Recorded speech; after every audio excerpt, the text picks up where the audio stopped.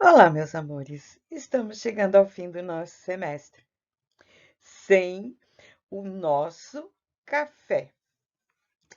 Será que o nosso café seria regional? Teria muita coisa industrializada, processada, ultraprocessada? Como seria de fato o nosso café? Seria um café tradicional com bolo de vó? Ou seria um café? Vamos lá. É interessante isso, né? E alguém vai falar: será que no nosso café teria algum alimento indígena? Pois é, será que teria? O que poderia ter indígena? Quando a gente fala dos indígenas aqui, né? Nós vimos muito eles lá. E aqui? E aqui em São Paulo? Como é que eles vivem? Eu sempre falo, né? Onde estão os indígenas? No próximo semestre, vocês têm multiculturalismo, né? E vamos ver muito essa questão do indígena, que é um dos grupos estigmatizado. Será que nós teríamos uma comida que seria no nosso café indígena? É interessante, né? Eu comentei isso com vocês várias vezes em sala de aula, dessa tribo, dessa pesquisa, né, que eu já comentei. Na realidade, eles tinham uma alimentação totalmente saudável. Precisamos tomar cuidado, por isso que eu mostrei para vocês o mapa da fome na última aula, né? Até que ponto você tem a monotonia, até que ponto só um tipo de alimentação, né, de alimento. E na realidade, eles tinham peixe, né? Eles tinham ali a farinha, né, que é um elemento de todos os indígenas e outros mais. E muita fruta na região, né, muitos animais na região. Mas, com toda a questão da urbanização, acabou chegando um mercado próximo. E eles passaram a comer, eles começaram a trocar toda a alimentação deles por enlatados, tá? Eles foram trocando de fato a alimentação e frango congelado. E o próprio rio, que antes ele era totalmente limpo, porque na realidade era o auge deles, né? Era toda a questão deles, de vida deles, que lhe dava alimentação, eles não têm mais essa veneração. E eles passam, inclusive, a utilizar como meio de transporte, vender viagens, e isso muda totalmente a vida deles. É interessante que, na realidade, quando nós estamos falando a respeito dessa alimentação, peraí, nós não tivemos só os imigrantes, só os indígenas, nós tivemos também os imigrantes. E esses imigrantes, né? Que período que eles vieram para cá? Lembrem sempre que na Europa teve muita guerra, né? Primeira Guerra, Segunda Grande Guerra Mundial, que nós não participamos. Participamos sim, mas não de forma contundente como a Europa, né? Foram muitos soldados daqui também.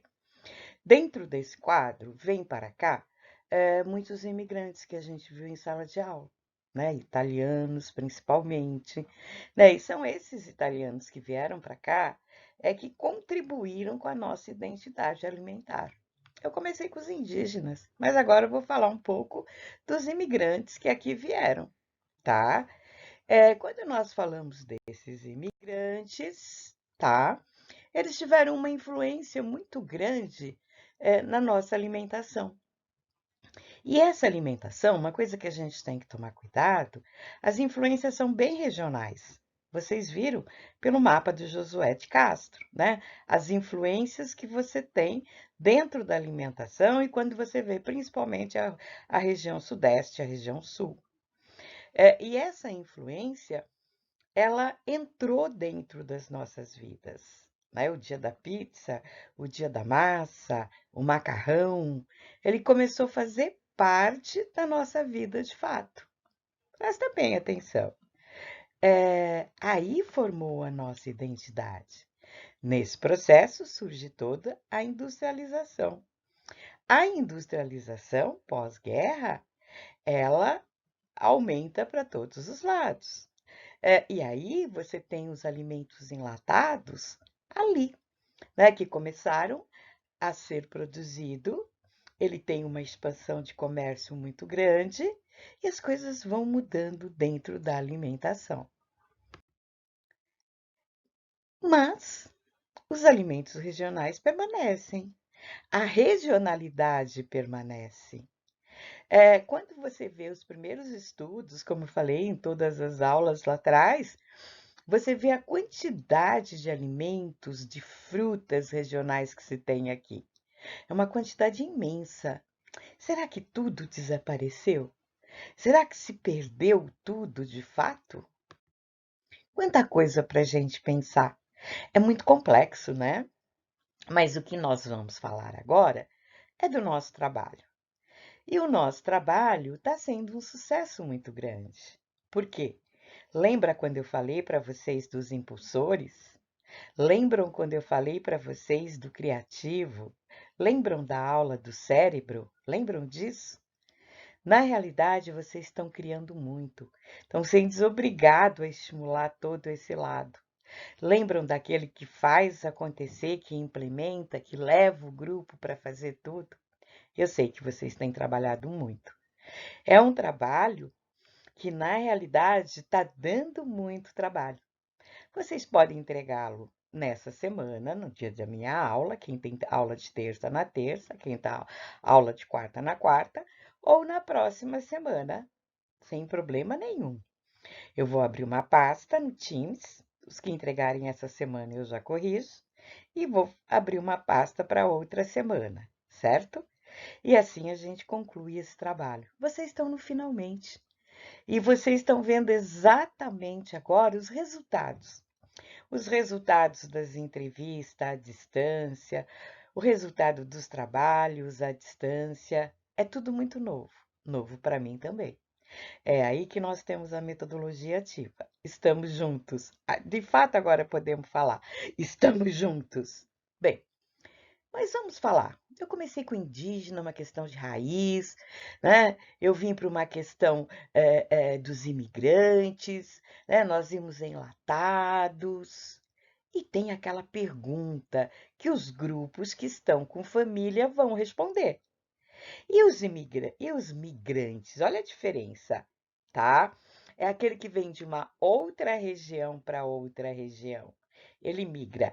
E o imigrante é aquele que vem de um outro país para um outro país, tá? Quem tem italiano, ele está trazendo isso, né? O imigrante. Quem está trazendo aquele que veio de Minas para São Paulo, ele está trazendo o migrante. E aí? Ele tem uma história, né? Ele tem uma regionalidade. Será que de fato ele perdeu tudo? A introdução da família, ele traz exatamente, né? Ele traz exatamente a cultura alimentar daquele povo, né? E dentro da cultura alimentar, tem os pratos típicos, tem as verduras, tem as folhas, tem os doces, tem as crenças, tem os tabus pertinentes àquela região. E quando a gente fala, logicamente, em identidade, tem uma história. E aí, nessa história, que entra os imigrantes, pessoas que vieram de fora, né? Que não é o indígena, né? Mas que vieram de outras localidades. O afro traz a sua história. E o afro fica principalmente no Nordeste, assim, quando ele chega. É exatamente porque eram os principais, era a capital do Brasil, né? Ela já foi capital. Então, na realidade, essa região, ela tem uma história, ela tem um contexto geográfico. Ela criou a sua cultura alimentar. Será que lá se perdeu? Ou será que perdeu quem veio para cá? É interessante, né? Tem agora uma questão de apresentar o produto final, né? O que é esse produto final? Você tem 5 minutos de glória e de fama, tá? Não nessa semana que é prova, né, mas na outra. Então você tem muito pouco tempo, né, para mostrar o que tem de criativo, né, o foi que o grupo conseguiu realmente. O que parte você pode mostrar? Uma parte com vídeo? Uma parte com slide? Uma parte com fotos? Não sei, né? Vocês estão criando o tempo todo. Eu só tenho que parabenizar esse semestre. E muito, e muito. Estou muito orgulhosa das perguntas que chegam, como vocês estão trabalhando. Tá muito lindo. Agora, o que vocês descobriram de interessante da região? O que que vocês descobriram no momento de observar a refeição? Foi legal a dinâmica da receita? Tudo isso está nos resultados do trabalho. Mas o que que você pode apresentar no grupo? É interessante, é por isso que esse trabalho de família tem que ter, no mínimo, né, duas famílias, no mínimo. O ideal são três, porque vocês podem comparar. E no resultado, vocês podem montar uma tabela e apresentar essa comparação e apresentar a receita 5 minutos, no máximo 6. Espero que esse trabalho esteja lindo. Espero poder indicar para o Congresso. Espero. Para indicar para o Congresso, ele precisa ter uma introdução, ele precisa ter os objetivos bem claros e, na conclusão, responder os objetivos. Ele precisa ter a metodologia e ele precisa ter os resultados dessa metodologia, apresentar esses resultados. Será que a família perdeu aquilo que ela fazia da onde ela veio? Ela perdeu tudo de fato ou alguns hábitos continuam? Ou alguns pratos continuam em algumas festas, celebrações da família? Tem caderno de receita?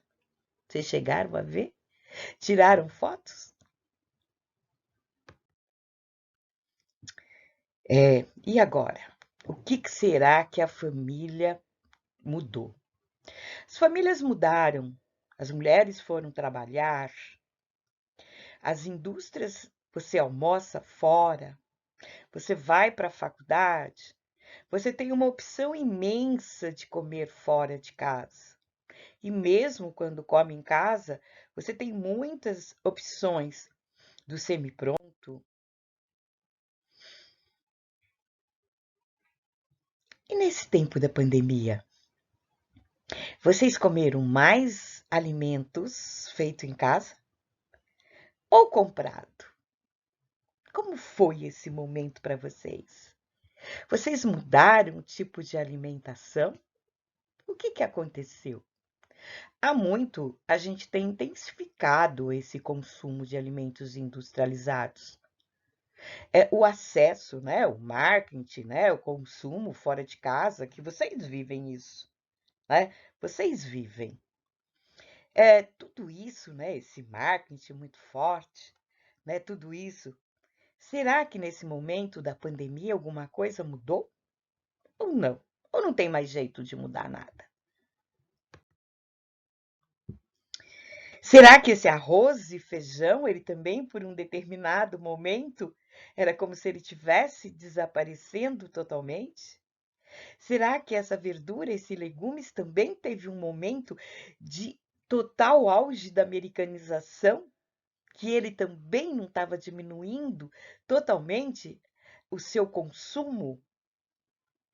Será que ele passa a ser mais valorizado quando a gente fala tanto em qualidade de vida, em qualidade de alimentação? Você comeu arroz e feijão durante a pandemia? Na mesma quantidade que você comia quando estava indo para a faculdade? E comendo na faculdade? Talvez você levasse a marmita, né? A marmita que era lá de trás. Olha o resgate. Marmita é coisa antiga, tá? Muito antiga. Principalmente das pessoas que trabalham no campo. Elas passam o dia inteiro no campo. E havia marmita. E a marmita hoje, ela é um resgate, porque você leva nessa marmita comida da sua casa, que foi preparada por você ou de um de seus familiares. E quando se observa essa marmita, o que tem nessa marmita? Observe aí o resgate. Observe. Bem, muitos particularismos, eles permanecem até hoje. O que será que se descobriu da sua região, tá? Então, muita coisa, o próprio McDonald's no mundo inteiro, né? Ele se adequa àquele próprio país. Falamos muito isso em sala de aula, né? Que ele começou a colocar frutinha, né? Ele começou a colocar saladinha, né? Ele começou a colocar a maçã, né? Percebe? Ele acompanha a mudança e a cultura daquele país e a própria mudança que está havendo dentro do seu país. E, na realidade, tem determinados particularismos que nunca vão morrer. Olha o acarajé, né? Nunca vai morrer. Agora, mais uma vez, né? A gente começa a discutir outras coisas. Quais as consequências dessa alimentação? Que, na realidade, seria a nossa última aula, né? Que é a obesidade. Então, na realidade, o que leva a tudo isso? Por que se começa a questionar tanto a alimentação do brasileiro? Não só do brasileiro, do mundo todo. Bem, agora vamos falar da escola. Um recado das monitoras.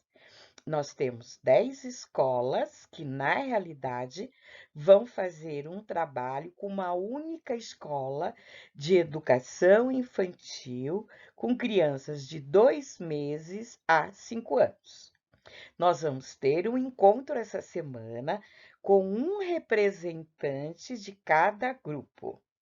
Vai ser pelo Meet, vamos mandar os convites, a diretora amanhã me confirma, pedir para ser à tarde, vai demorar provavelmente 1h30. Os grupos, cada grupo irá fazer uma pergunta, nós vamos fazer o rodízio, e quando a sua pergunta já foi realizada por outro grupo, você só anota e não repete a mesma pergunta, tá? Vai ser ao vivo e a cores, com convidados externos, surpresa. Vai vir mais de uma cozinheira, são 4 que trabalham nessa escola, tá? Virá mais, acho que são 2 que virão. Virão, olha eu, né? Parece que eu estou convidando para vir na faculdade, né? Ai, que vontade. Não quero chorar hoje, hein? Não vou chorar. Então, na realidade, ali vai estar presente e depois cada grupo vai apresentar o seu vídeo. Esse vídeo pode ser o teu produto final, mas com alguns comentários mais, né? Mas pode ser. E eles estão esperando muito da faculdade. É difícil eles entenderem que nós estamos no primeiro semestre, sabe assim? Eles pensam mais, mais, mais. Na realidade, nós íamos lá para observar, né, para conhecer. E agora esses 10 grupos estão criando material para ajudar na escola. Então temos que tomar muito cuidado com esse material, principalmente porque a Sandra vai estar vendo, né? Cuidado. Então, eu tinha grupo que estava realmente falando da obesidade, né? Então, eu tenho vários grupos falando da obesidade, estudar obesidade a partir dos 5 anos de idade. Né? Então, esses grupos, eles estarão, na realidade, perguntando, né, se tem crianças obesas, se ela já percebeu, ou com sobrepeso, se existe uma preocupação a esse respeito, né, os grupos que têm esse tema e que têm, de fato, isso na introdução. Agora, o que todos querem saber é como é essa alimentação, né, o que é oferecido, qual é esse padrão, né, e o comportamento dessas crianças, que tem ali desde os 2 meses até os 5 anos de idade. E eu estou curiosa para saber as atividades que vocês, que não fazem parte desses 10 grupos, aqueles que conseguiram escola, que é um trunfo maravilhoso. Nossa, vocês são demais. E que, na realidade, vocês criaram uma atividade para o professor aplicar. Estou morrendo de curiosidade de como é, porque eu sabia a descrição. Mas como vocês montaram com a tecnologia? Né? Como que ela foi enviada? Isso também é um produto final bem legal. E ainda que vocês terão os resultados, porque o professor vai enviar os resultados para vocês. Ao contrário desses 10 grupos, que eles não terão resultado. Eles terão resultados das entrevistas que serão feitas lá, mas não terão da apresentação da atividade. Eu estou curiosa para ver essa atividade. Se o professor conseguiu várias respostas, gente, vocês não têm noção. E tudo que vocês ficaram sabendo da alimentação dessas crianças. Né? Eu comecei ali falando da obesidade, tinha na realidade o tema realmente se as crianças gostavam de verduras, como era a aceitação dos legumes, como eram feitos esses legumes, né? Tem ali a questão da cocção muito forte, né? Tem a própria questão da neofobia, tem a questão de quais são as restrições alimentares, cada grupo com a sua característica. Cada grupo com a sua introdução, cada grupo com seus objetivos e com as suas perguntas. Muito legal. Gente, eu estou ansiosa para ver esses trabalhos e ver quais nós vamos indicar para o Congresso. Estou muito ansiosa. Será que resultado a gente vai encontrar? Será que realmente elas não gostam? Ou será que as crianças aceitam muito bem hoje? Ou será que tem algum tipo específico que eles não aceitam? Muito legal. Eu acho que esses grupos que trabalharam com isso podiam também fazer esse comentário na hora da apresentação. Assim como os grupos de família, nós vamos ver até que ponto se perdeu essa identidade ou não, né? Até que ponto não existe mais nada. E no grupo das crianças, nós vamos ver até que ponto, na realidade, essas crianças estão realmente comendo ou não verduras. O que será essa resposta? Bem, né, aí nós temos uma escola também, né? A partir de 2 meses que nós vamos entrevistar, e vai ser legal também perguntar a esse respeito, né? Enquanto bebê, na realidade, eles comem muito bem a sopa, que vão todos os legumes. E depois, eles começam a rejeitar? É verdade que isso acontece a partir dos 2 anos? O que será que essas crianças estão comendo nesse período? Será que é a mesma comida que ofereceriam nas escolas? E os familiares? E a família? Mudou alguma coisa? Como será que está a alimentação deles? Será que essa alimentação deles está com muito processado ou ultraprocessado? Ou será que a alimentação está muito mais in natura? Na escola, nós não vamos encontrar processado e ultraprocessado. Na escola, nós vamos encontrar in natura. Mas e nas famílias? O que será que nós vamos encontrar? E aí, como será que nós vamos encontrar essa alimentação nas escolas, apesar de estarem distante das escolas? Estou muito curiosa com a entrega do trabalho e com a apresentação do produto final. Tenho certeza que vai ser um sucesso. Amo vocês e só tenho que parabenizar todo o trabalho que vocês estão desenvolvendo, com muito mérito, muito esforço e chegando lá. Parabéns!